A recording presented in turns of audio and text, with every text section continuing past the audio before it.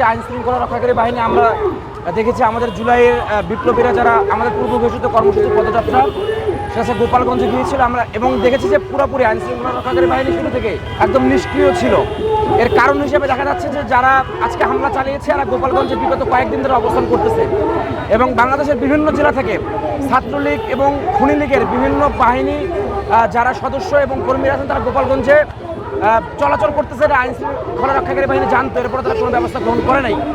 দ্বিতীয়ত হচ্ছে আজকে আমাদের সমাবেশ মঞ্চে যে হামলাটা হয়েছে আমাদের সমাবেশ শুরু হওয়ার আগেই তখন কিন্তু আমরা আমাদের বিভিন্ন মাধ্যম এবং আমরা দেখেছি যে সেখানে হামলাকারীদের লীগের হামলাকারীদের চেয়েও পুলিশের সংখ্যা অনেক বেশি ছিল, কিন্তু তারা যখন হামলা করতে আসলো এরপরও পুলিশ একদম নির্বিকার, অর্থাৎ পুলিশ আগে ভেঙে গেছে।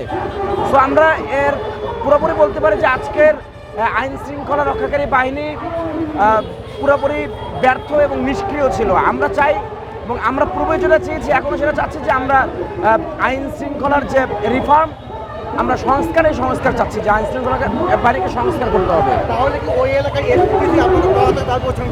হ্যাঁ, আমাদের একটা দাবির মধ্যে হচ্ছে আমরা 24 ঘন্টার মধ্যে প্রত্যাহার চাই। আমাদের জাতীয় নাগরিক পার্টির পক্ষ থেকে আজকে সন্ধ্যা 7:30টায় বিক্ষোভ মিছিল আছে আমাদের কেন্দ্রীয় কার্যালয়ের নিচ থেকে। এর পরবর্তীতে আমাদের কর্মসূচি ঘোষণা হবে ইনশাআল্লাহ। আজকের এই দিনে আবু সাঈদ তার বুকের তাজা রক্ত ঢেলে দিয়েছিল। আমাদের 7টি ভাই শহীদ হয়েছিল শুধুমাত্র মুক্তির সংগ্রাম নিয়ে বাংলাদেশকে মুক্ত করার জন্য।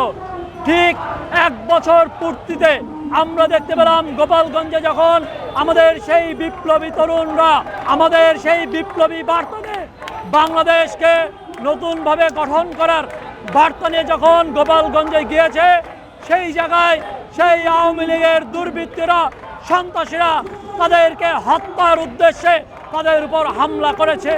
যেখানে আপনারা দেখেছেন হাসনাত আব্দুল্লাহ, সার্জিস, নাহিদ ইসলাম, তাদের উপরে হামলা করা হয়েছে। সেই হামলার তীব্র নিন্দা জানিয়ে প্রতিবাদ জানিয়ে আজকে আমরা স্বাভাবিক অবস্থান নিয়েছি। আমরা বলেছি যে আওয়ামী লীগ আর বাংলাদেশে থাকতে পারবে না, মুজিববাদ বাংলাদেশে আর কোনোভাবেই থাকতে পারবে না।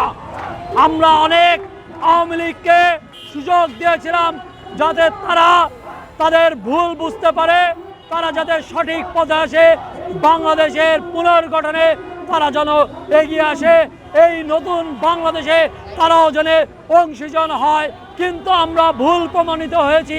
আমরা দেখতে পেয়েছি তারা তাদের ভুল স্বীকার তো করেই না, উল্টা তারা এখনো সেই হত্যাযজ্ঞ চালানোর পায়তারা করছে।